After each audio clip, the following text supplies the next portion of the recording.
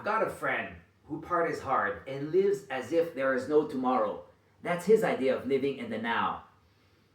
And to be honest, sometimes I'm kind of jealous of him. But from our inner energy perspective, there's a little problem with this type of hedonism. And yes, most people view hedonism this way: non-stop partying, indulgence, irresponsibility, and maybe even selfishness. And that's why hedonism has such a bad rap, right?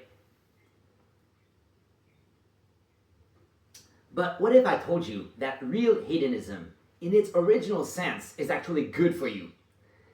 That it can lead to more presence, more joy, and even deeper spiritual connection. Let's break it down. So, what is hedonism really? At its core, hedonism is the idea that pleasure is the highest good, that it's natural, even right, to seek happiness and avoid suffering. It goes back to ancient Greece, especially to the philosopher Epicurus. And Epicurus actually promoted simple, lasting pleasures like friendship, peace of mind, and enjoying the present moment. It wasn't about binging or escaping life.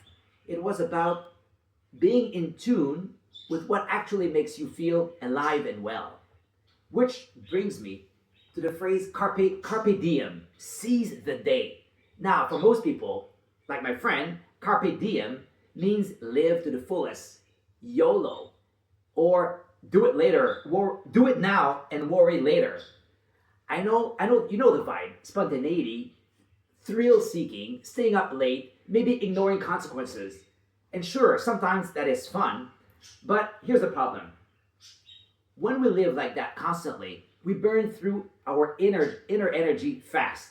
We chase outer stimulation instead of tuning into deeper, quieter forms of joy. We get addicted to the spike, but we miss the source. What most people don't realize is that Carpe Diem comes from the Roman poet Horace. And it doesn't mean party hard. It literally means pluck the day. Like gently plucking a ripe fruit from a tree. There's mindfulness in that. A feeling of appreciation, of presence, of savoring what's here now without clinging or rushing. So how did we go from that to the modern culture, the modern burnout culture of chasing moments and draining ourselves, and also seeing pleasure with suspicion? To be honest, part of the answer comes from organized religion. For centuries, many religious institutions have warned against pleasure, especially physical and sensual pleasure. Why? Because pleasure was seen as a threat to discipline, obedience, or spiritual purity. But here's the thing. Pleasure isn't the problem. Disconnection is the problem. When you chase external highs without being connected to yourself, yes, it can be destructive. But when you're rooted in your bodies, in the present moment, in what actually nourishes you, pleasure becomes something sacred. That's where true hedonism and mindfulness meet. And this is exactly what teachers like Eckhart Tolle point to. As he says, joy, real joy, comes from presence, from connecting with what he calls the inner body. Like we talked about in other videos, it's that subtle energy field inside of you that you can actually feel when you become still.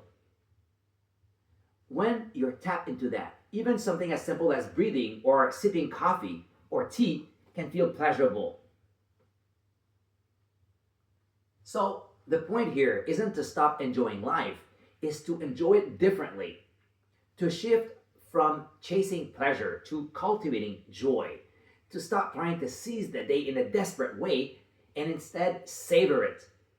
To feel life from the inside out. Not just through excitement, but through aliveness. So yeah, maybe it's time we reclaim hedonism, not as something selfish or reckless, but as a path to deeper connection, mindfulness, and energy. And And maybe Carpe Diem doesn't mean partying until you crash.